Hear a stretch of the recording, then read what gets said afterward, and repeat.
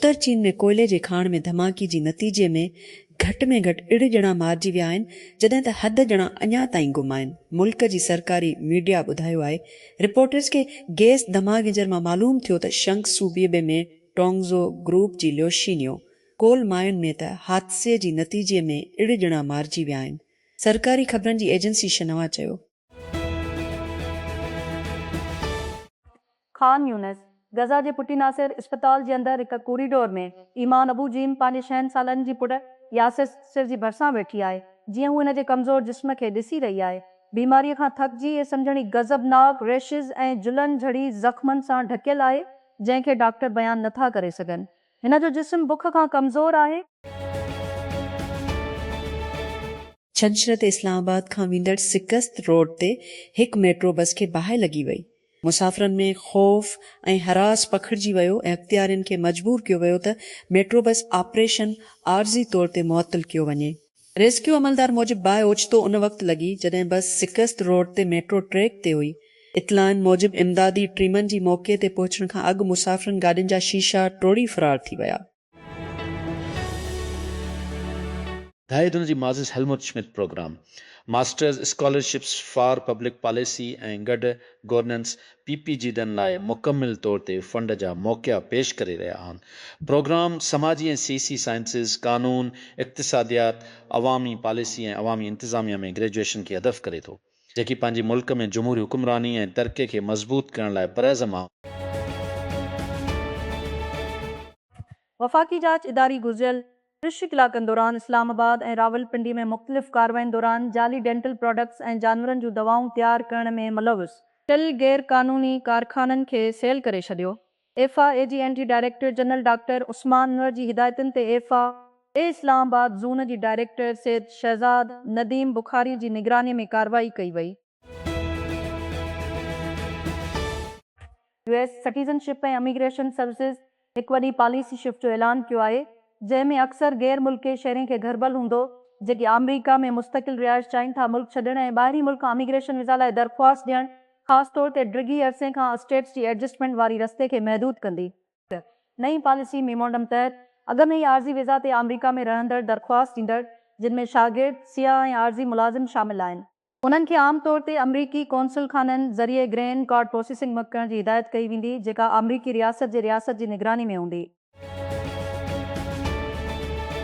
रावलपिंडी छंछर जी सुबुह doth road stop वटि मेट्रो बस खे बाहि लॻण सबबि को बि जानी नुक़सान न थियो। रेस्क्यू सुनर्श मौज रोड ते बस स्टॉप वटां गुज़रंदे मेट्रो बस खे बाहि लॻी वई।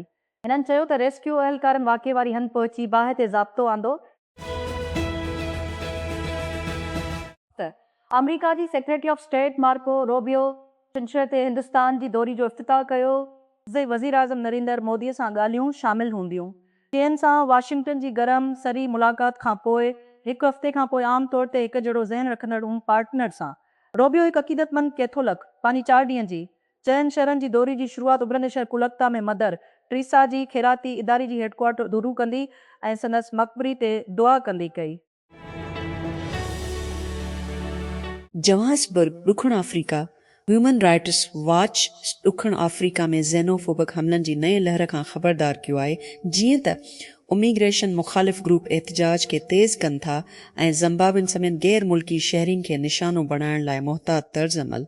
अंगारे ते जारी हिकु रिपोर्ट में ख़बरदार कयो वियो आहे त ॾुखण अफ्रीकी शहरनि में वधंदड़ एहतजाज जे विच में, जिन में जोहान्सबर्ग, प्रेटोरिया ऐं डर्बन शामिल आहिनि। इस्लामाबाद पाकिस्तान हिन महीने जी शुरूआत में जीअं हिंदुस्तानी टेलीविज़न चैनल्स ऐं हुकूमती अॻुवाण मई डशल में पाकिस्तान जे ख़िलाफ़ जंग जी सालगिरह मुल्हाए रहिया हुआ, सियासी तहरीक जी हिकु इंतिहाई बाअसर नज़रियाती जंहिं अॻवाणी वज़ीर मोदी करे थो हिकु नापसंदीदा निरींदड़ नोट कयो त हिकु हिंदुस्तानी ख़बरनि जी एजेंसी सां हिकु इंटरव्यू में राष्ट्रीय स्वयंसेवक संघ RSS जी जनरल सेक्रेटरी दत्तात्रेय होसाबली हिंदुत्व जी हिंदू अक्सरियत वारी फ़लसफ़े जी माउ आहे जेका मोदी जी भाटीअ जी रहनुमाई करे थी, चयो त नए धले खे पाकिस्तान सां ॻाल्हियुनि जी ॻोल्हा करणु घुर्जे। स्पेस एक्स जो स्टारशिप खलाए जहाज़ जुमा ते हंधे समुंड में फाटी पियो, जॾहिं कंपनी पंहिंजी रॉकेट जी जदीद वर्ज़न जी अक्सर कामयाब आज़माइशी परवाज़ कई। सफ़र कुझु ख़राबियुनि खां सवाइ न हो, पर स्पेस एक्स मुलाज़िमा स्ट्रीम ते ॾेखारियल आज़माइशी परवाज़ जी ख़ुशीअ में गोड़ कयो जीअं एलून मस्क के मिल्कियत वारी फिल्म हिकु इम्कानी तौर ते रिकॉर्ड इब्तिदाई अवामी पेशकश तैयार करे थी। हिकु साल बाक़ी आहे जेसी ताईं फ्रांस पंहिंजो ईंदड़ सदर चूंडींदो। वॾो सवाल उहो आहे त इलेक्शन खे इंतिहा पसंदि जी जंग खां केरु बचाए सघे थो। हाणे लाइ ऐं शायदि सिर्फ़ु हाणे लाइ जवाबु बिल्कुलु वाज़े आहे। उहो आहे सदर एमेनुअल मैक्रोन जो अॻूणो वज़ीर आज़म एडोर्ड फिलिप, रूसी सदर व्लादिमीर पुतिन यूक्रेन जे ख़िलाफ़ पंहिंजी जंग खटण लाइ वक़्तु ख़तमु करे रहियो आहे। जंग जी मैदान ते तातुल ऐं घर में वधंदड़ मुश्किलातुनि जे विच में हिकु यूरोपी इंटेलिजेंस सरबराह CNN खे ॿुधायो आहे ईंदड़ 4 या 5 महीननि में ताक़त जी पोज़ीशन खां वधीक ॻाल्हियुनि जी क़ाबिल न हूंदा। एस्टोनिया जी परॾे इंटेलिजेंस सर्विस जी सरबराह कापो रोज़न टेलिन में इंटेलिजेंस एजेंसी जी हेड क्वार्टर में हिकु इंटरव्यू में चयो कुज़ू सिटी इन महीने जी शुरूआत में इलोकोस नॉर्ते सूबे जे हिकु हाईवे ते फिलिपाइन जी आज़ाद चर्च जो फादर अरू मंगरोबांग आहिस्ते आहिस्ते हिकु दर्जन या ट्रिकून अमरीका जी सिपाहियुनि खे खणी वञण जी साम्हूं हलाई। हिन पंहिंजी गचीअ में ॻोढ़ा ॻाड़ींदे महसूसु कयो त क़ीमत बहसून मामूल तौर पाकिस्तान जी ख़ौफ़नाक तज़ाद जो हवालो ॾींदियूं आहिनि। असां दुनिया जे उन्हनि मुल्कनि मां आहियूं जिन खे मौसमियाती झटकनि जो तमामु घणो मुतासिर कयो वञे थो, पर उन जे बावजूदि असां उन्हनि अख़राजनि में थोरो हिसो आहे जेकी उन्हनि खे हलाइनि था। ताज़ो कोप्स ऐं ॿियनि बिन अक़वामी फ़ोरमनि ते पाकिस्तान सही तौर नाइंसाफ़ी खे सॾियो आहे ऐं गॾोगॾु बैन अक़वामी तस्लीम करण जी नाकामी खे घरबल सतह ते फिनांसिंग में तर्जुमो कयो वियो आहे। पर जेकॾहिं असां मुल्क अंदरि नाइंसाफ़ीअ जी साॻे नमूने खे तस्लीम करण में नाकाम थी विया त उहो नाक़ाबिल माफ़ी हूंदो। त इहे इलाइक़ा जेकी ॿोॾियुनि जी इंतिहा ऐं बर्फ़ानी ढंढ जी तबाहीअ जी करे तमामु घणो मुतासिर थिया आहिनि। इहे अक्सर करे घटि में घटि ज़िम्मेदार हूंदा आहिनि तेज़ इख़राज वारी तर्ज़ ज़िंदगी लाइ। त तवानीअ जो तमामु घणो इस्तेमालु ख़ानगी गाॾियुनि ते इन्हिसार जे गैर दोस्ताना इस्तेमाल जा नमूना।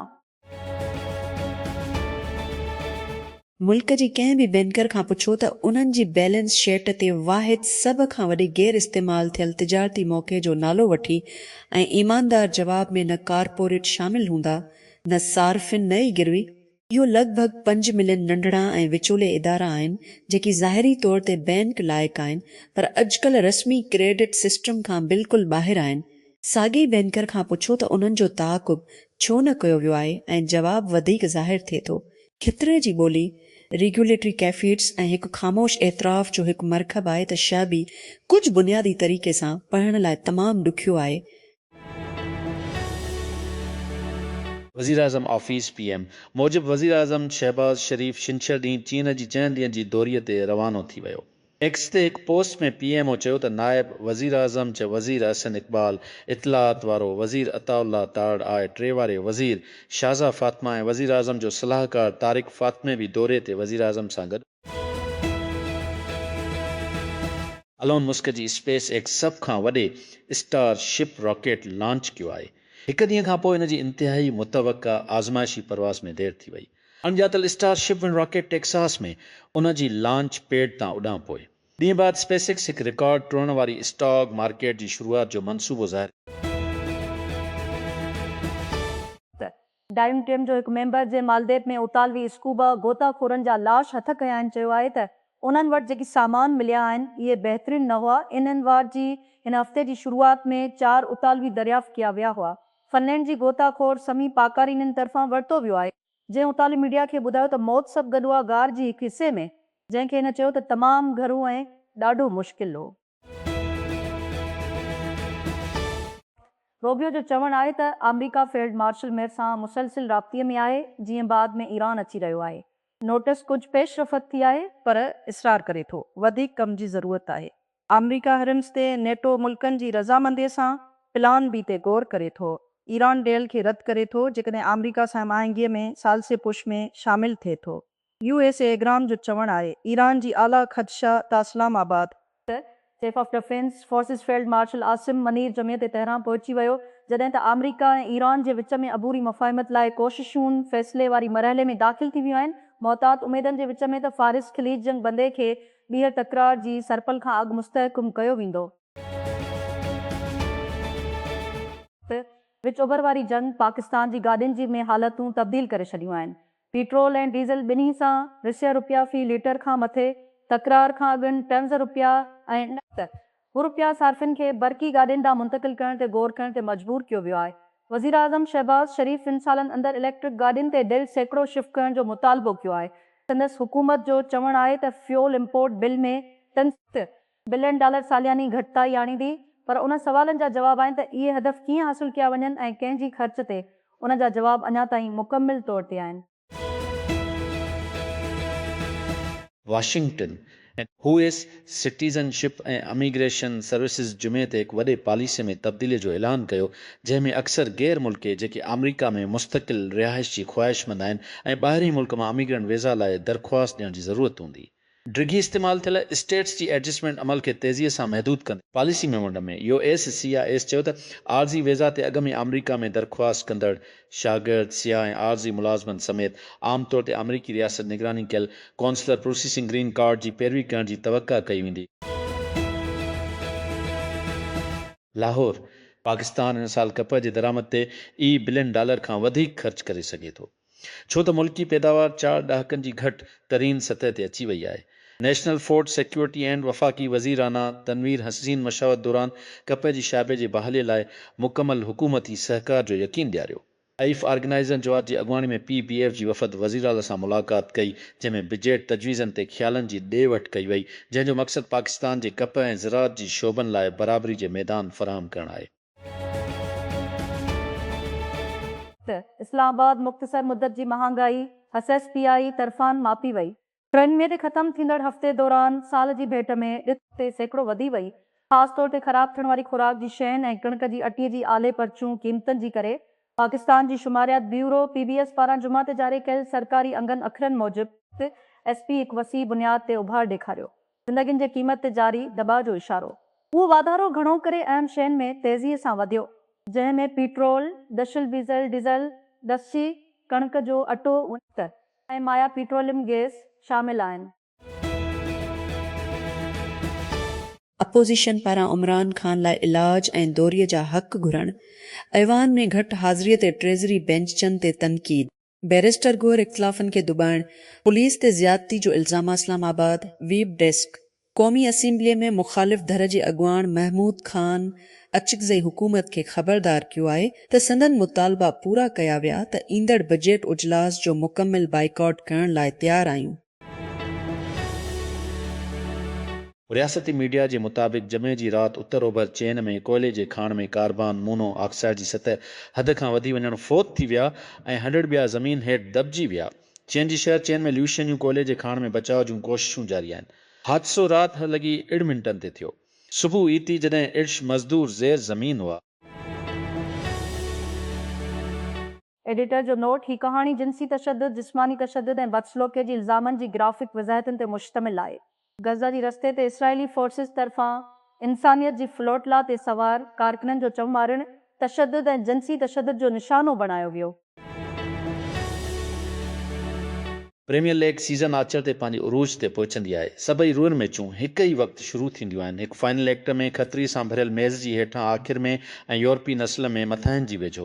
उन्हनि अॻु में ई फ़ैसिलो कयो वियो आहे ऐं 4 चैंपियंस लीग जंहिं लीग फातन मैनचेस्टर सिटी, मैनचेस्टर यूनाइटेड ऐं एस्टन विला ॾांहुं विया आहिनि। स्पेसएक्स पहिरियों भेरो पंहिंजी स्टार शटल जो अपग्रेड थियल टियों वर्ज़न लॉन्च कयो आहे, जेतोणीकि टेस्ट लॉन्च एलोन मस्क की स्पेस फ्लाइट कंपनी लाइ मुकमिल तौर ते न थी सघियो।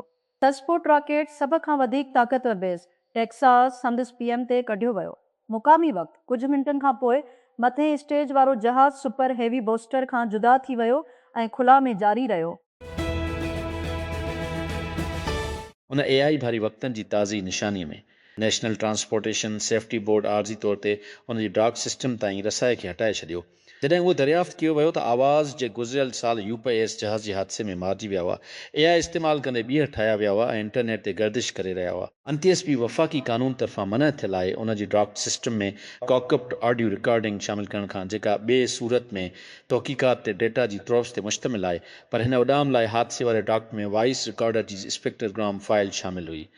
स्पेक्ट्रोग्राम हिकु रियाज़ती अमल खे इस्तेमालु करे थो आवाज़ सिग्नलनि खे तब्दील करण लाइ, जंहिं में घटि ऐं आला तादाद शामिल आहिनि। हिकु तस्वीर में